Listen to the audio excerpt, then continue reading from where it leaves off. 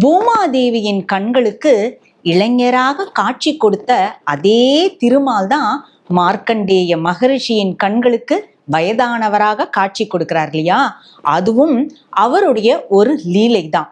அப்போ இந்த மார்க்கண்டேய மகரிஷி தன்னுடைய மகளான பூமாதேவிய பெண் கேட்டு பெருமாள் வர, மார்க்கண்டேய மகரிஷி அவரை பார்க்கும் பொழுது பிதாமகர், அதாவது வயதானவர் அப்படின்னு சொல்லி தான் பூமாதேவியிடம் அந்த வயதானவரை அவர் அறிமுகப்படுத்துறார். பூமாதேவி அவரை பார்த்து, வந்திருப்பது பிதாமகர் இல்ல, பிதாமகருக்கே பிதா, அதாவது பிரம்மாவுக்கே தந்தையான திருமால் தான் வந்திருக்கார் அப்படின்ற அர்த்தத்துல சொல்றா. சொன்னது மட்டும் அல்லாமல் அவரையே தனக்கு திருமணமும் செய்து வையுங்கள் அப்பா அப்படின்னு தன் அப்பாவிடம் திருமணத்திற்கும் சம்மதம் சொல்றா. அப்போ மார்க்கண்டேய மகரிஷிக்கு தூக்கி வாரி போட்டது.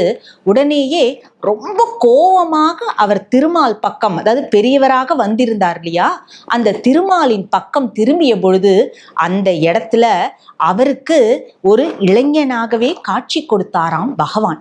காட்சி கொடுத்ததும் ஒரு நிமிஷம் அந்த காட்சியை அப்படியே பார்த்துட்டு மார்க்கண்டேய மகரிஷி அப்படி புல்லரிச்சு போய் கண்கள் மூடி ஒரு நிமிஷம் அப்படியே நின்றாராம்.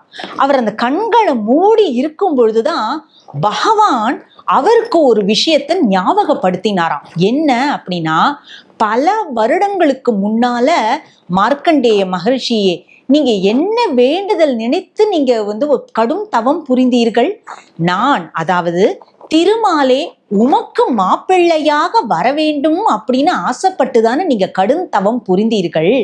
நீங்க உங்களுடைய வேண்டுதலை நீங்களே மறந்திருந்தாலும் திருவேங்கடவனான நான், அதாவது வெங்கடாச்சலபதியான நான், ஏன்னா உப்பிலியப்பனுடைய பெயரையும் வெங்கடாச்சலபதின்னு தான் சொல்லுவோம்.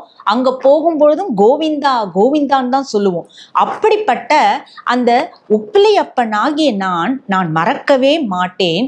யார் என்னைக்கு என்னை நோக்கி என்ன வேண்டுதல் வேண்டி இருக்காங்களோ அவர்களே அந்த வேண்டுதலை மறந்தாலும் அந்த வேண்டுதலை நான் நிறைவேற்றி வைப்பேன் அப்படின்னு உப்பிலியப்பன் அவருடைய மனசுக்குள்ள சொன்னாராம்.